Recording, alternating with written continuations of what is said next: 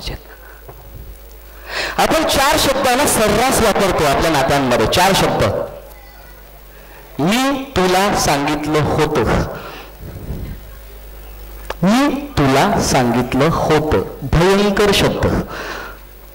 माझा एक मित्र होता, 7वीला असताना आईला म्हणाला की मला शाळेत पिकनिकला जायचं, सगळे चाललेत, मला पण जायचं. आई म्हणायची जाऊ नको बाळा, तिथे जाशील, पडशील, लागेल, कोण तिथे बघायला तुला.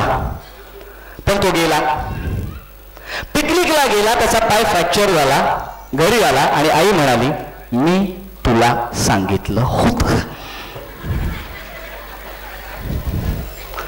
त्याने ग्रॅज्युएशन केलं, त्याची इच्छा होती मला बिझनेस करायचा आहे. त्याने ती व्यक्त आई पप्पांसमोर मला ना बिझनेस करायचा आहे, मला बिझनेसमध्ये उतरायचं आहे. पण आपण अरे बिझनेस आपलं काम आहे का, बिझनेस करू नकोस बाळा.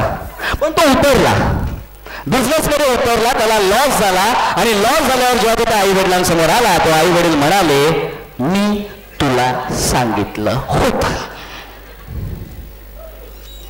मग त्याने त्यांच्या आई वडिलांच्या जाऊन लग्न केलं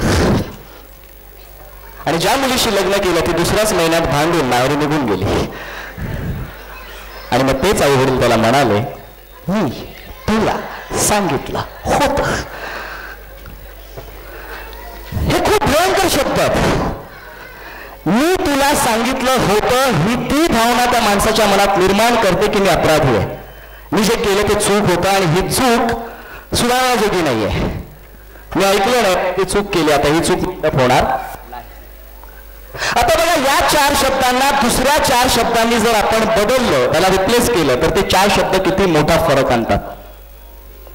सगळं काही चांगलं होईल. सगळं काही चांगलं होईल. अरे बघा, पिकनिकला गेलेला पाय फ्रॅक्चर झाला, ओके होतं, सगळं काही चांगलं होईल. बरं, बिझनेसमध्ये उतरलास, अरे वा, ऍप्रिशिएट करायला पाहिजे की आपल्या 7 पिढ्यांमध्ये कोणी बिझनेसचा विचार केला नव्हता, तो केलास, ग्रेट. नुकसान झालं, काहीही हरकत नाहीये, सगळं काही चांगलं होईल.